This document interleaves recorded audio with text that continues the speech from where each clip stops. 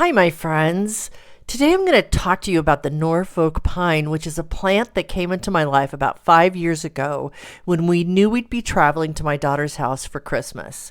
I wanted a Christmas tree, but didn't want to put the time in for our normal tree because I knew we'd be gone. What I wasn't expecting is that I would fall in love with the tree, which isn't actually a pine tree, but it's actually a tropical conifer that originally came from Norfolk Island, Australia. Some fun facts.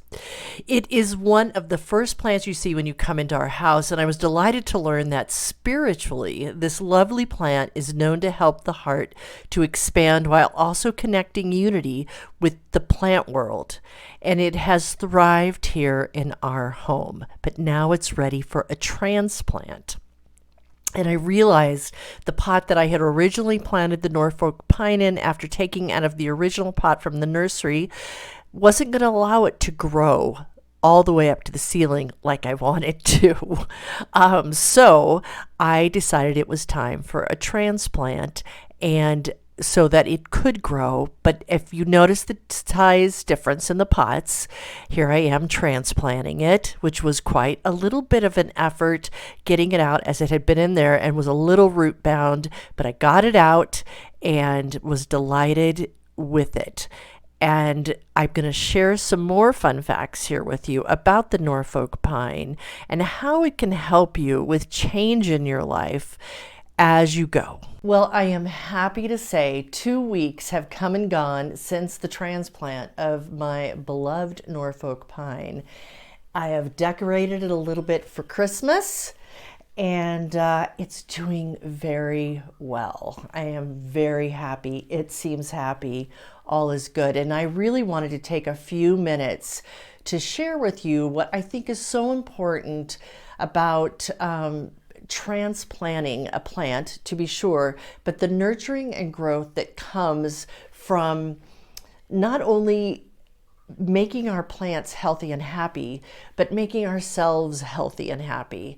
There is a correlation, which is what this channel is all about how we can make ourselves happier with plants, but we can also watch their life lessons to help us to grow and nurture in our own ways. So I have my little cheat sheet here, and I'm going to share with you 7 ways to look at this and 7 things that's important to do when transplanting a plant or when making changes in your own life. Okay, so number 1 is preparation.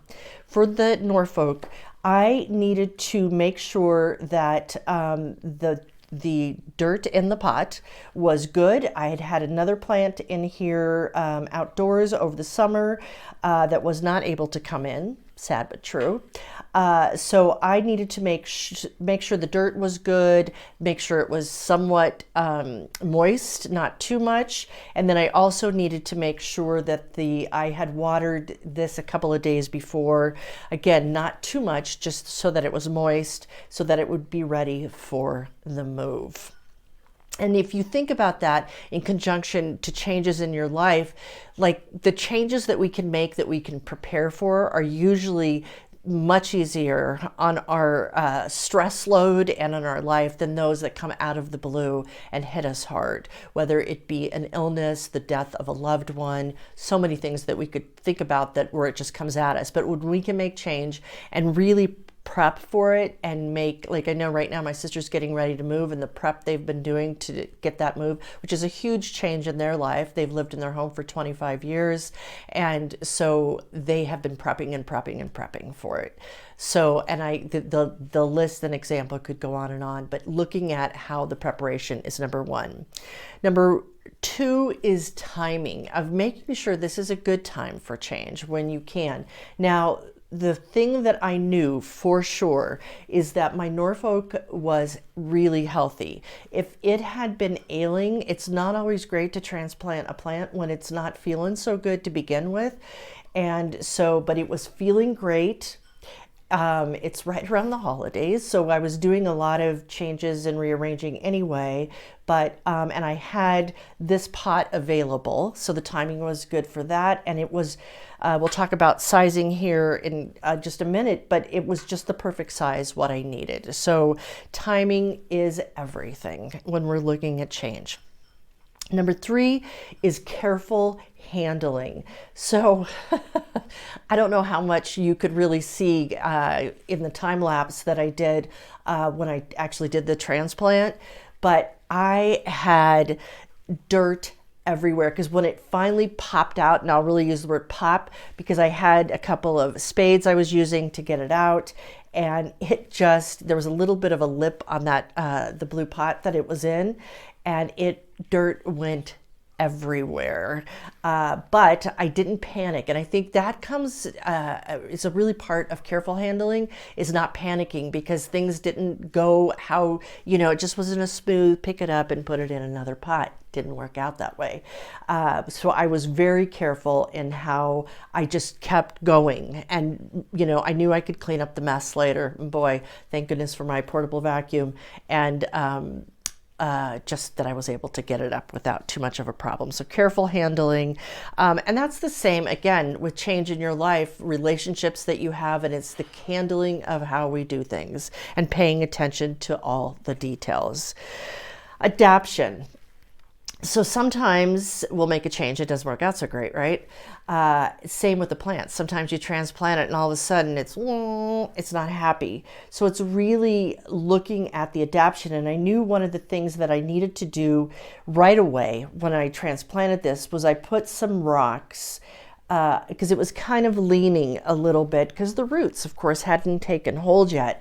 So I put some rocks that I had here handy just up against, and I am continuing to, today I will probably play with it a little bit more to get it a little bit more straightened out because I know that that's how the roots will, and I don't want the tree to be leaning too much. So really looking at how it's adapting after you make the change. And especially if other people in your own changes are affected by the changes you're making in your life, it's important to take a look at it.